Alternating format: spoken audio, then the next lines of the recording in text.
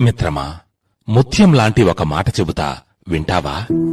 మిత్రమా, నీ శరీరం లేచి నిలబడడానికి సహకరించని రోజు, నీ చేతులతో నీరు కూడా తాగలేని రోజు, నీ కాలు ఒక్క అడుగు కూడా ముందుకు వేయలేని రోజు, నీ పనులకు ఇంకొకరిపై ఆధారపడిన రోజు, నీ భావాన్ని నీ నోటితో నీవు పలకలేని రోజు, నీ నిస్సహాయ స్థితికి నీపై నీకే జాలి కలిగిన రోజు, నీ జీవితంలో ఏం చేశావో, ఏం సాధించావో, ఏం పోగొట్టుకున్నావో నీకు స్పష్టంగా అప్పుడు తెలిసిపోతుంది. కాని అప్పటికే అంతా చేజారిపోతుంది. నీ తప్పును సరిదిద్దుకునే అవకాశం కూడా ఉండదు. అందుకే అన్నీ బాగున్నప్పుడే ఆత్మజ్ఞానం తెలుసుకో. Download ShareChat.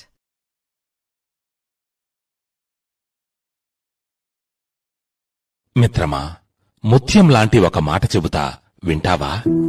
మిత్రమా, నీ శరీరం లేచి నిలబడడానికి సహకరించని రోజు, నీ చేతులతో నీరు కూడా తాగలేని రోజు, నీ కాలు ఒక్క అడుగు కూడా ముందుకు వేయలేని రోజు, నీ పనులకు ఇంకొకరిపై ఆధారపడిన రోజు, నీ భావాన్ని నీ నోటితో నీవు పలకలేని రోజు, నీ నిస్సహాయ స్థితికి నీపై నీకే జాలి కలిగిన రోజు, నీ జీవితంలో ఏం చేశావో, ఏం సాధించావో, ఏం పోగొట్టుకున్నావో నీకు స్పష్టంగా అప్పుడు తెలిసిపోతుంది. కాని అప్పటికే అంతా చేజారిపోతుంది.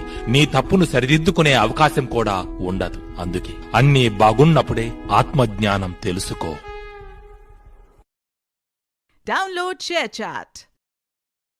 యాక్సిడెంట్ అంటే బైకో కారో రోడ్డు మీద పడటం కాదు పరం, ఓ కుటుంబం మొత్తం రోడ్డు మీద పడిపోవటం.